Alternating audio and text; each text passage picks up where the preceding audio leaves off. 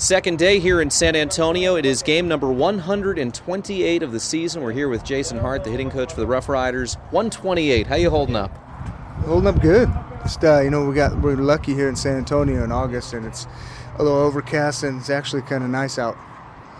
You know, this time of year, with only less than 2 weeks to go, the team obviously is a long shot to make the playoffs here. Is it tough for hitters to focus, or do you find that maybe you need to get guys' attention a little bit more? Yeah, this time of year, I mean, especially when you're playing for something, you do a lot of things as a team, and when you take that approach, it takes the pressure off your individual stats and stuff like that. So just trying to keep them together as a team. Don't worry about the numbers; they'll be what they be at the end of the year. But just play as a team, try to win some ball games, and then numbers in turn usually are there. The guys get distracted too because the light at the end of the tunnel is there with the off season and guys making plans for when the season's over. You know what? These guys have been great. They're coming to the cage every day, doing their work just like they have done all year, and just trying to stay positive and have some fun. And like I said, just play as a team. You know, I'm sure that it's freshened up with the overhaul of the roster here that's come relatively late in the season. You've got so many new faces to work with at this point. Does that help you? You have new guys to try and reach out to and teach? I've just enjoyed everybody this year, and getting these new faces, and it's a bunch of guys that are getting rewarded for having great years at lower levels, and so they're all hungry. They're happy to be here. They're just, it's just there is some exciting players here right now to work with. Odor and Sardinas are two among them. How have you seen their approaches change maybe here at the AA level after having success at Myrtle? You just have to have a plan every at bat. You can't give any Bs away. You can't just go up there and swing and rely on talent alone. You got to have a plan of attack, and they're learning that it's 4 at bats. You got to have a plan for 4 at bats. 5, you got to have a plan for 5, and don't just go up there and swing. You got to hitters go up there with a plan and they hit. You obviously develop your relationship with guys over the course of many seasons in the organization. A lot of time is spent in spring training. Maybe you just have an interaction, conversation with them. Maybe you work with them intensely. How do you approach teaching a guy that you have had no experience with at all? Maybe they joined the organization this year. Maybe you never worked with them at a different level within the organization. How do you work with a guy that you have no history with? Well, first, you got to earn their trust before you just go out and, throw things at them. So I just try to get to know them a little bit, and I tell them, you come to me anytime you have a question. If you feel something you want to talk about, we'll collaborate, and I'll tell you what I see, you tell me what you feel. So I'm definitely not going to go start coaching up a guy that I just met, and just want to earn his trust, and, they'll come to me when they're ready.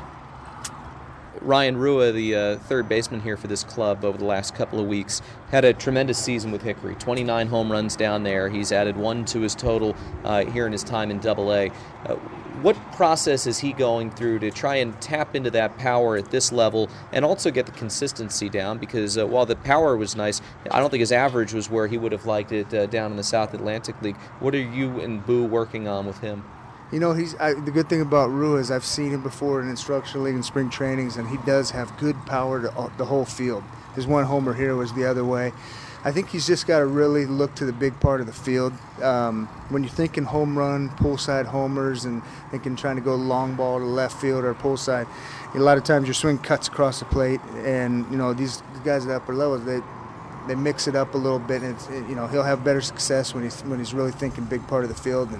And to his credit, he has the ability to do it. I've seen him do it. Yeah, those 29 home runs didn't happen by accident. He's got the power there. He definitely, the ball jumps off his bat. It's real fun to watch and BP in the cage, and he's an exciting player. Another guy who the ball jumps off his bat is Kalian Sams, who joined this team in Tulsa a little bit more than a week ago. You obviously haven't had a ton of experience working with him, but you've seen him on the other side when he was with San Antonio.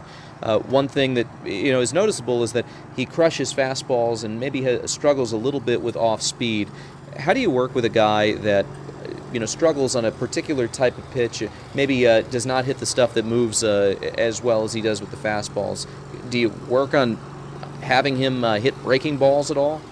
He's just getting here. He's been here about a week. We're just talked about slowing his head down.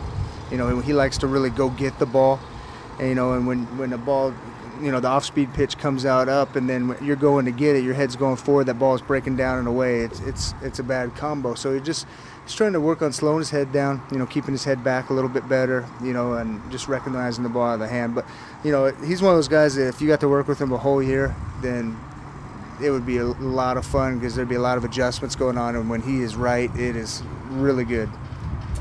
We've been talking about how hitters are trying to improve themselves here over the course of a season and the off season. How does a hitting coach improve what he does? Is there anything that you do to learn from other hitting coaches or just other folks in the game to help improve your methods? Always try to learn. I'm always trying to learn from the players, other coaches, from Boo, Jeff, anybody that will throw something at me. I definitely, a hitting coach is going to teach, learn from trial and error a lot of times. It worked for one guy, it won't work for another, so, and something that maybe worked for you as a hitter yourself. So just always try to learn, and, that's never going to stop. In your first spring training and in this first season, has it been fun to be a part of the tree here for Dave Magadan and what he's done upstairs at the big league level?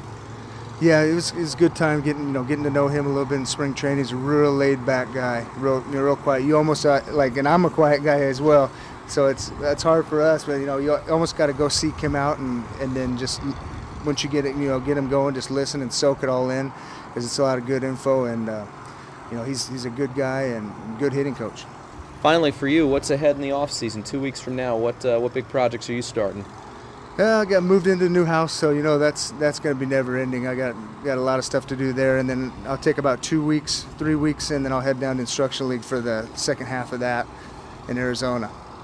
Well, Jason, it's been great working with you here again this season, and thanks so much for all the insight that you've shared throughout the year, and enjoy the off season when it does come, and good luck these final dozen or so games. All right, thank you, Alex. That's Jason Hart. We're back right after this on the Frisco RoughRiders Baseball Network.